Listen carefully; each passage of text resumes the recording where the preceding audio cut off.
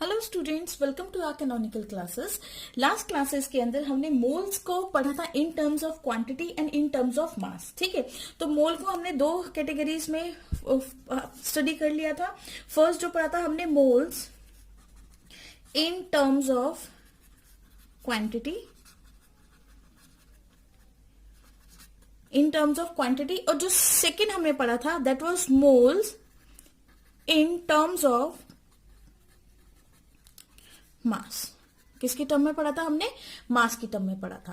Fine, तो एक तो आपने मोल इन टर्म्स ऑफ क्वांटिटी पढ़ा था और सेकंड आपने मोल इन टर्म्स ऑफ मास पढ़ा था। तो देखिए, अब इसको जब क्वांटिटी की टर्म की हमने बात की थी तो हमने बोला था एन रिप्रेजेंट करेगा आपका नंबर ऑफ मोल्स, जो किसके इक्वल था? गिवन क्वांटिटी, जो भी आपको क्वांटिटी गिवन होगी, given quantity divided by Avogadro's number Na। और Na की वैल्यू क्या थी हमारी? Na is equal to 6.022 into 10 पे पावर 23 एटम्स। ये आपकी एवोगैड्रोस नंबर की वैल्यू थी। फाइन, और वहीं पर जब हमने in terms of mass moles को पढ़ा था तो N फिर से रिप्रेजेंट करेगा आपका नंबर ऑफ मोल्स। ठीक है, और ऊपर क्या आएगा? गिवन मास डिवाइडेड बाय, क्योंकि मास की बात हो रही है तो एलिमेंट या मॉलिक्यूल या कंपाउंड का मास आप इसके नीचे लिखेंगे। तो कौन सा मास आएगा हमारा यहाँ पे? Molecular mass. फाइन, अगर यहाँ पे आप एटम लेंगे तो एटॉमिक मास, मॉलिक्यूल लेंगे तो मॉलिक्यूलर मास। फॉर एग्जांपल अगर आप कोई मैग्नीशियम, फॉर एग्जांपल एक एटम मैग्नीशियम का ले रहे हैं तो आप उसका एटॉमिक मास लिखेंगे 24। फाइन, और अगर आप वाटर मॉलिक्यूल ले रहे हैं तो आप उसका एटॉमिक मॉलिक्यूलर मास लिखेंगे 18 ग्राम। क्लियर है? ठीक है, तो इस तरह से नेक्स्ट, ये तो आपका हो गया इन टर्म्स ऑफ क्वांटिटी और इन टर्म्स ऑफ आपका मास। अब जो थर्ड हमने आज स्टडी करना है that is moles in terms of volume. आज हम वॉल्यूम के बारे में पढ़ेंगे कि वॉल्यूम किस तरह से मोल को इफेक्ट कर रहा है। ठीक है, क्या रिलेशन है वॉल्यूम का और मोल का। तो इस फॉर्मूले को हम हर जगह नहीं लगा सकते। जैसे ये दोनों फॉर्मूले हैं, ये आपकी सॉलिड के लिए भी वैलिड है और लिक्विड के लिए भी वैलिड है और गैसेस के लिए भी वैलिड है ना? गैसेस के लिए भी, मतलब तीनों मैटर की तीनों स्टेट्स के लिए वैलिड है। लेकिन जब हम वॉल्यूम की बात करते हैं तो it is valid only for gaseous state. Very important, gaseous state या फिर हम बोले और वेपर स्टेट। ये सिर्फ गैसियस स्टेट या फिर वेपर फेज के लिए ही वैलिड होगा, उसके अलावा ये किसी फेज के लिए वैलिड नहीं होगा। ठीक है, अगर हम लिखें कि नॉट वैलिड फॉर किस के लिए वैलिड नहीं है? नॉट वैलिड फॉर किसके लिए वैलिड नहीं है? Not valid for solids, liquids, इनके लिए बिल्कुल भी वैलिड नहीं है, हमारा वैलिड नहीं होगा। अब हम इसी में एक और चीज पढ़ें कि इस तरह के गैसेस स्टेट के ऊपर अगर वैलिड है तो कौन सी कंडीशन हमें गैसेस स्टेट को देनी पड़ेगी इसके टर्म्स में मोल को लिखने के लिए। तो देखिए, इट इज लिखते हैं इसको, it is applicable only at STP and NTP। ठीक है, ये एप्लीकेबल है STP पे या फिर NTP पे। ओके, इसको और लिख दीजिए, एंड ना करें आप, इसको और लिख दीजिए, क्योंकि STP और NTP एक ही बात है। STP होता क्या है? STP stands for standard temperature pressure, और NTP stands for normal temperature pressure. Fine, तो अब इसकी हम कंडीशंस क्या प्रोवाइड करेंगे? देखिए, अब हम इसके लिए क्या कंडीशंस प्रोवाइड कर रहे हैं STP NTP के लिए। STP पे आपका जो टेम्परेचर होता है वो 273 केल्विन। ठीक है, 273 केल्विन लेते हैं हम उसको, या हम इसको 0 डिग्री सेल्सियस बोल सकते हैं और 0 डिग्री सेल्सियस बोल दीजिए, 273 हो जाएगा।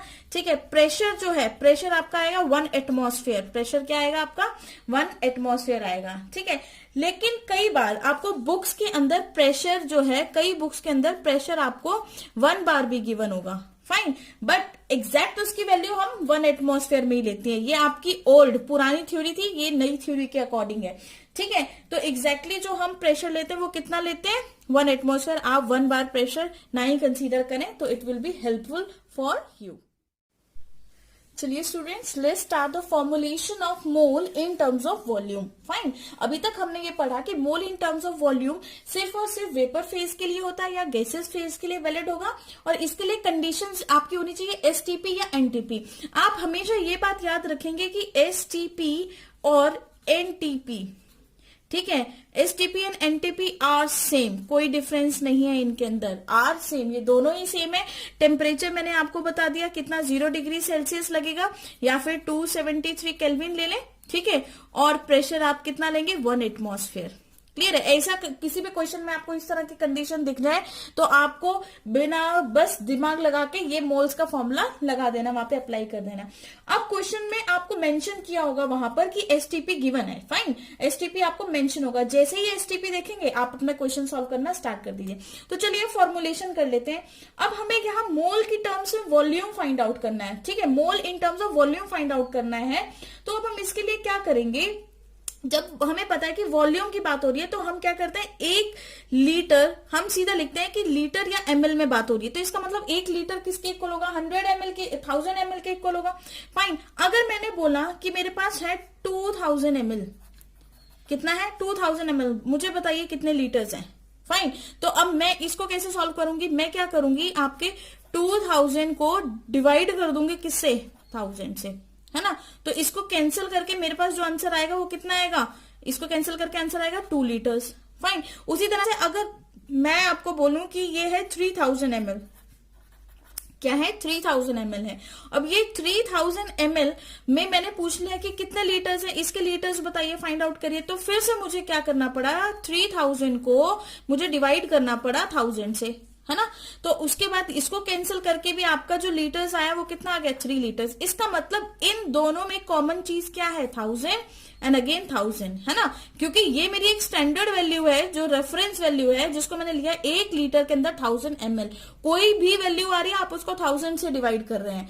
क्लियर है ये बात। तो बस यहीं से फॉर्मूला निकल गया। ये वैल्यू आपको क्वेश्चन में गिवन थी ऊपर वाली, तो फॉर्मूला लिख देते हैं पहले, गिवन वॉल्यूम, क्योंकि ये वॉल्यूम है तो मैं वॉल्यूम लिख रही हूं, गिवन वॉल्यूम डिवाइडेड बाय कितना, आपका ये कितना है 1000 था, ठीक है। तो इन टर्म्स ऑफ मोल हम उसको डिवाइड करेंगे 22400 ml से, ठीक है। अब आप सोच रहे होंगे ये क्या मैम ने लिख दिया 22400, तो मैं आपको वेरी इंपॉर्टेंट एक चीज बता दूं कि 1 mole of gas, 1 mole of gas, कोई भी गैस हो सकती है, 1 मोल ऑफ एक्स गैस ले लें आप चाहें, ठीक है, 1 मोल ऑफ गैस, या फिर हम इसको बोलेंगे वेपर, 1 मोल ऑफ गैस और vapour at STP is equal to, किसके इक्वल होगी, 22400 ml के इक्वल होगी, ठीक है।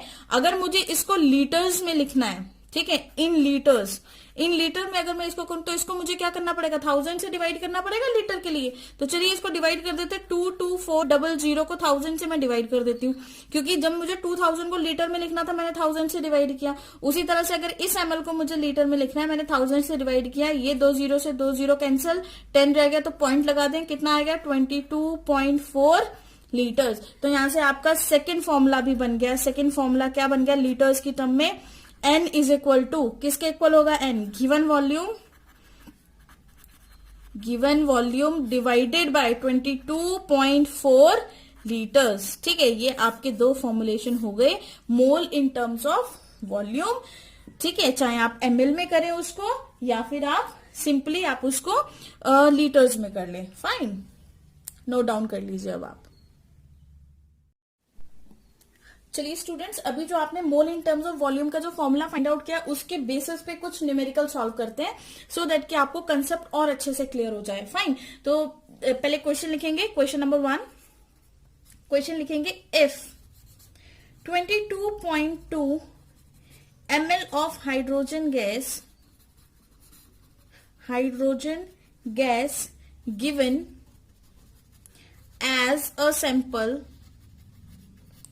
given as a sample for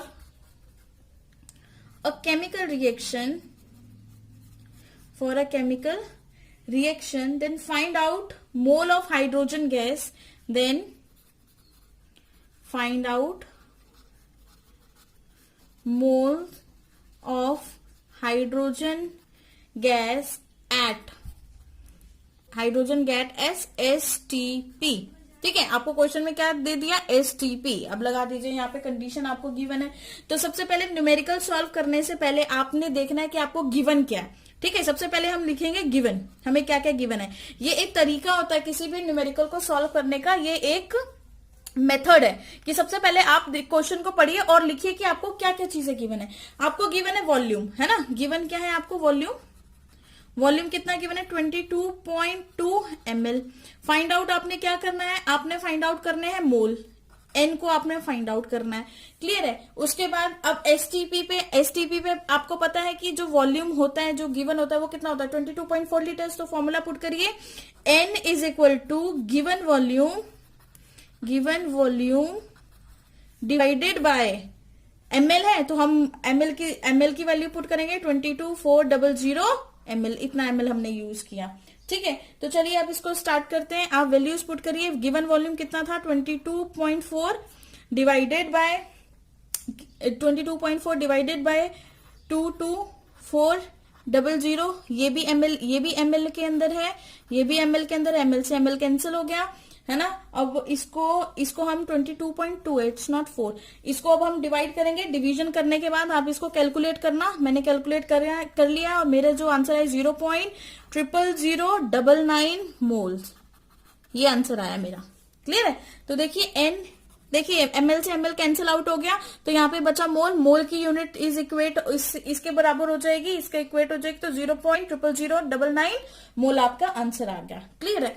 चलिए अब इसको चेक करते हैं, क्या ये आंसर हमारा सही है, क्या ये कंसेप्ट जो हम यहाँ पे लगा रहे हैं वो सही है। तो इसी के लिए एक और क्वेश्चन कर लेते हैं। चलिए क्वेश्चन नंबर 2 करते हैं। अब हम क्वेश्चन नंबर 2 में देखते हैं कि 0.000 जो हमने आंसर निकाला ना, अब हम वो मोल के साथ आंसर निकालेंगे। ठीक है, मोल से अब हम वॉल्यूम निकालते हैं। इतने मोल है हमारे पास, mole of H2 gas, hydrogen gas है। ठीक है, गिवन एट STP। ठीक है, find out volume of gas. यहाँ पे हमें क्या फाइंड आउट करना है, find out volume of gas. आपने गैस का वॉल्यूम फाइंड आउट करना है एट STP। आपने गैस का वॉल्यूम फाइंड आउट करना है एट STP। तो फिर फॉर्मूला पुट करते हैं। गिवन क्या है, अब आपको यहां पर क्या क्या चीजें गिवन है। गिवन है आपको सबसे पहला नंबर ऑफ मोल्स, एन की वैल्यू गिवन है। नंबर ऑफ मोल्स कितने हैं, 0.00099, इतने मोल्स गिवन है आपको। चलिए क्लियर हो गया ये, फाइन। अब उसके बाद आपको क्या कंडीशन, आपको कंडीशन दे दी है STP। तो चलिए पुट करते हैं वैल्यू, है ना। n is equal to given volume divided by, किससे डिवाइड करते हैं हम, किससे डिवाइड करेंगे, 22,400 ml के साथ डिवाइड करेंगे। ओके, क्लियर है सबको। चलिए आगे देखते हैं। हमने लिख दिया ये फॉर्मुलेशन, हमने लिख दिया। अब हमारे पास n की वैल्यू कितनी है, 0.00099। तो यहाँ पे वैल्यू पुट करिए 0.12399, ये आपके पास आ गई। Is equal to given volume, हमें गिवन वॉल्यूम तो फाइंड आउट करना है। तो given volume, let given volume be x, let given volume be x, उसको x मान लेते। तो हम x अपॉन 22,400 आपको ये है। ठीक है, इसको इधर लेकर जाइए, मल्टीप्लाई हो जाएगा। तो आपका आंसर क्या आना चाहिए, आंसर आपका क्या आएगा, x is equal to 0.00099 into 22,400। तो आपका जो एक्यूरेट आंसर इसको सॉल्व करने के बाद आएगा, वो आएगा 22.17 अप्रोक्सीमेटली। किसके इक्वल हो गया, 22.2 के। हेंस प्रूव्ड, हमारा आंसर बिल्कुल करेक्ट है। ठीक है, तो अब STP की कंडीशंस लगाइए, आप वॉल्यूम निकालिए, आप नंबर ऑफ मोल्स निकालिए। अब आपके लिए बिल्कुल इजी हो गया, क्योंकि अब हमने रिलेशन फाइंड आउट कर लिया है मोल्स का इन terms of volume. Okay, and thank you for listening.